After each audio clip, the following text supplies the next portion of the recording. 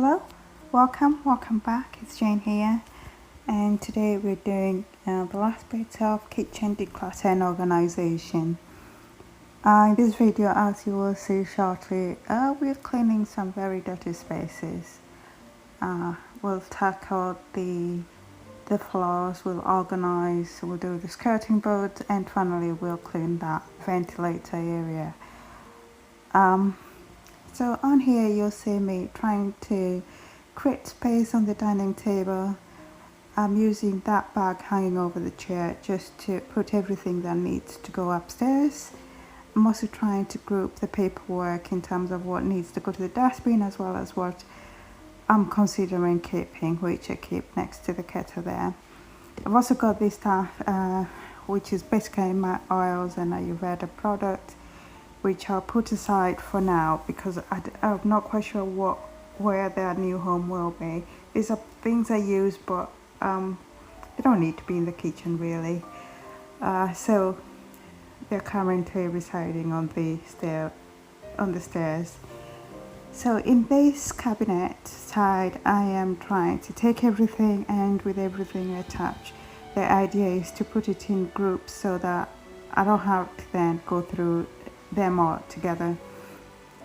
So my husband's car is in for some repair work, and so he's emptied his car into one of these shelves. So there's quite a lot of sunglasses and stuff that he would normally keep in the car on here. So I actually had gotten up a small box container from Homemaking, and I use it for the sunglasses and bits like that.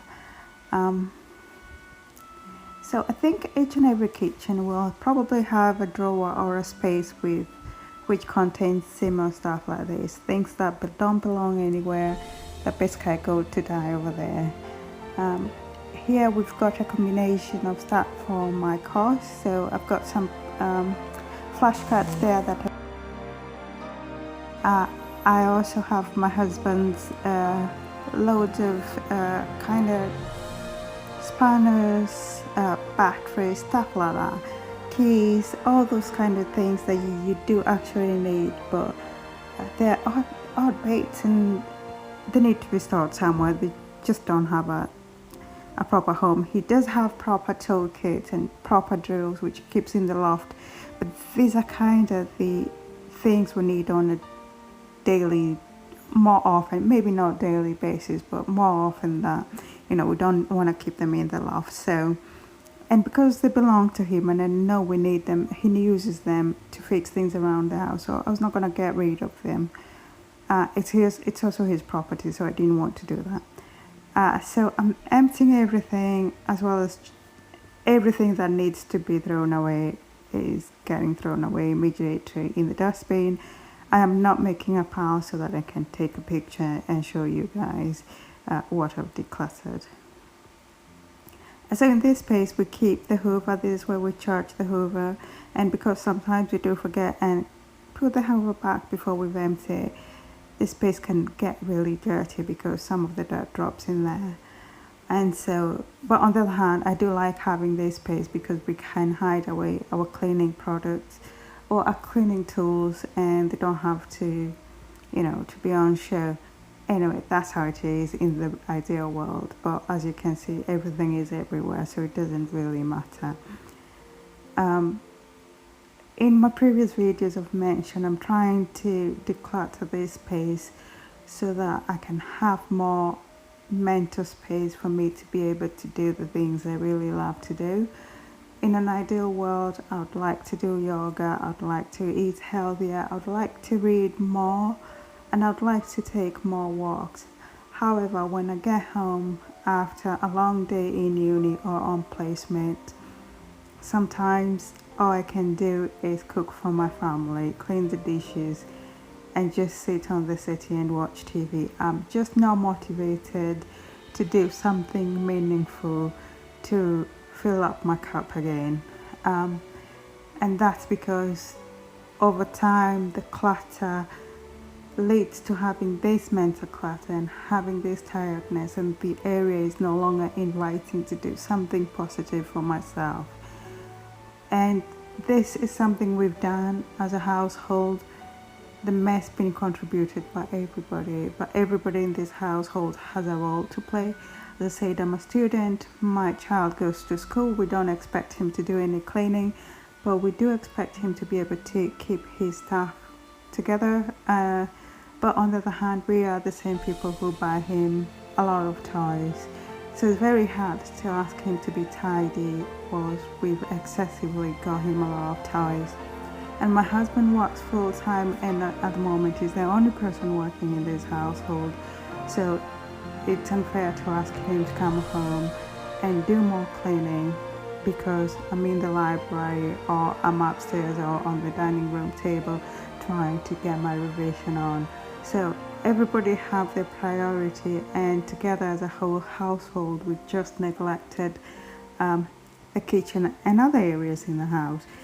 But on this week I was off. I did not have exams on this week, and so I was gonna, get on top of some cleaning in this house. Have a few days of decluttering the house so that we can lighten up the load we have.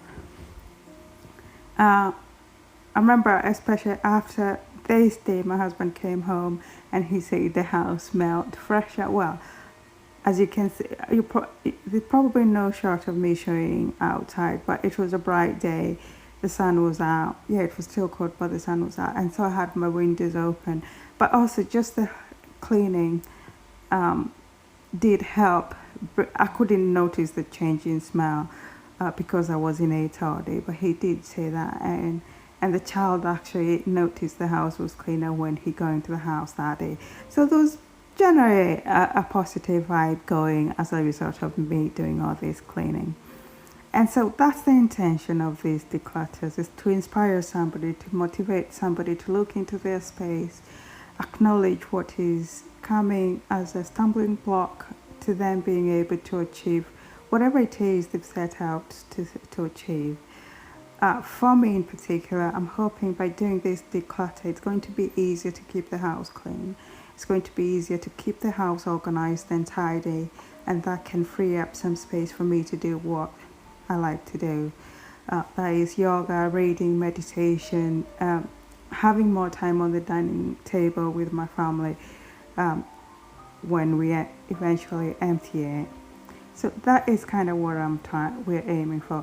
And since this day, it's been about a week after this, and we've actually taken up yoga again in the morning.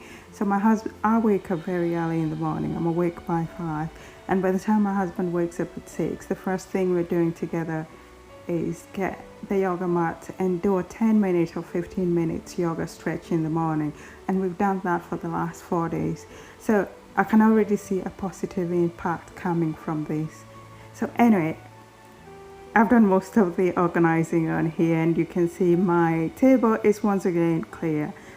And I use the table as a measure of how tidy the kitchen is, because everything comes to die on this table. We just put our problem and worries on this table. So when it's clear, there's a load taken off from me and the house is tidy. So I don't show you cleaning this cupboard because it was really hard to do that. But I do show you when I'm cleaning this space.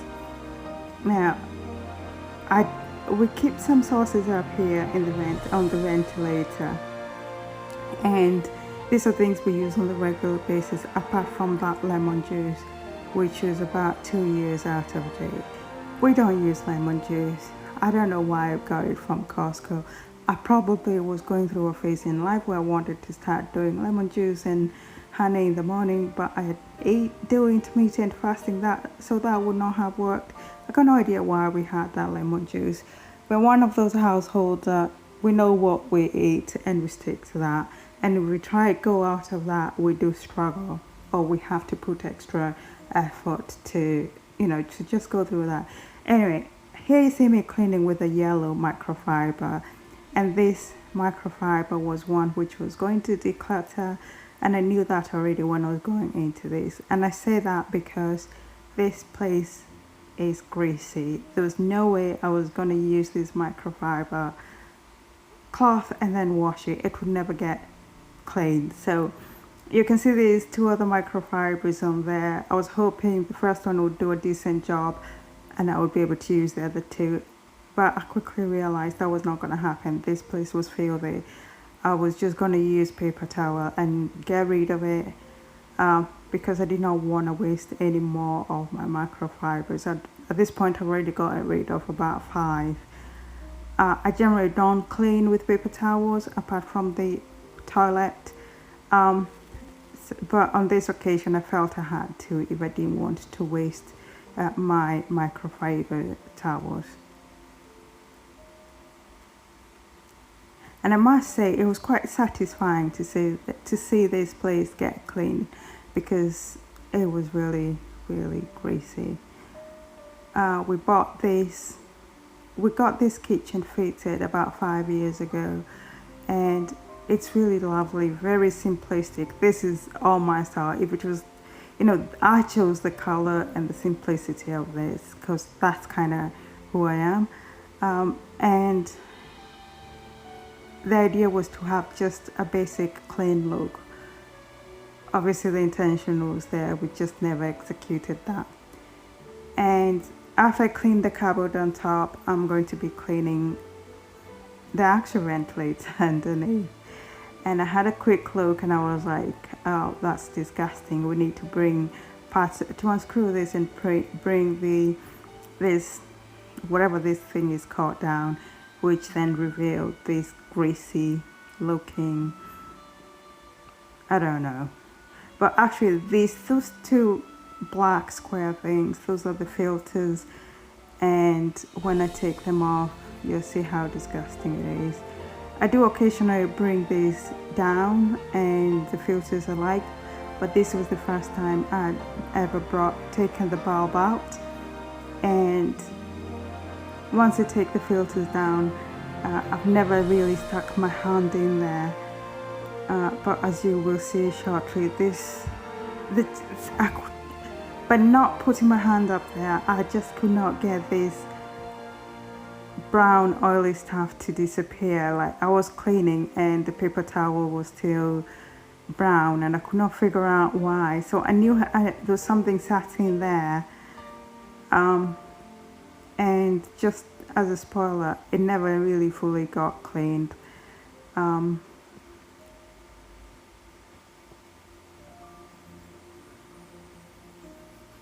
So I shortly be taking this to filter things down, and despite having organized my husband's tools only just a couple hours earlier, I could not be bothered to get a screwdriver. So true to my style, I just got me what is it called, a steak knife, and that is how I unscrewed these filters.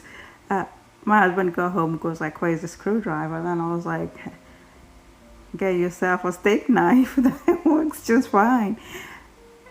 And as you'll see, I put my hand in there and oh boy, it's disgusting.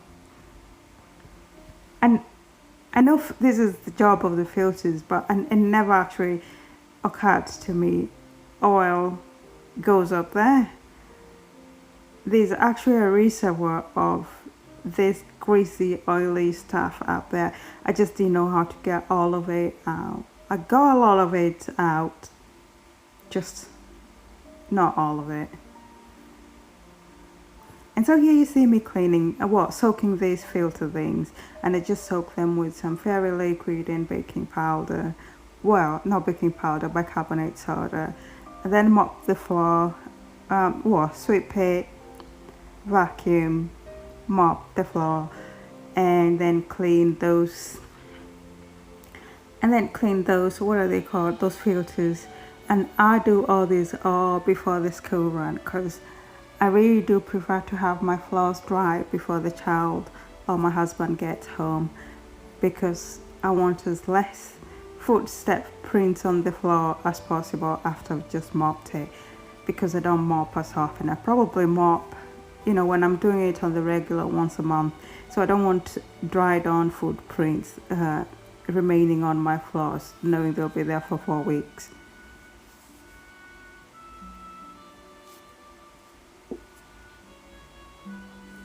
I have to say, after soaking, this was pretty easy to wash. Anyway, I'll say thank you for watching at this point, because everything else is self-explanatory. And next time I'll be sorting out my books, as well as my child's books. So thanks very much for watching. And if you do like these videos, please do like, comment, and consider subscribing. Thank you very much, and have a lovely week ahead.